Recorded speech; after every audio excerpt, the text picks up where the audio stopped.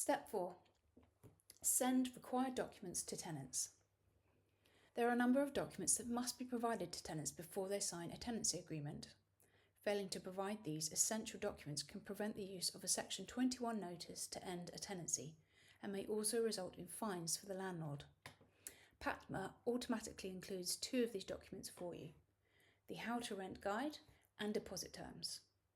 You can also upload the EPC certificate, your electrical safety certificate, and your gas safety certificate.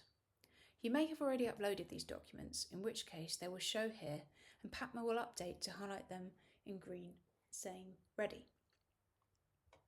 You can choose to email them to your tenant or create a digital sign-in request. Once this is done, you can tick this off your checklist.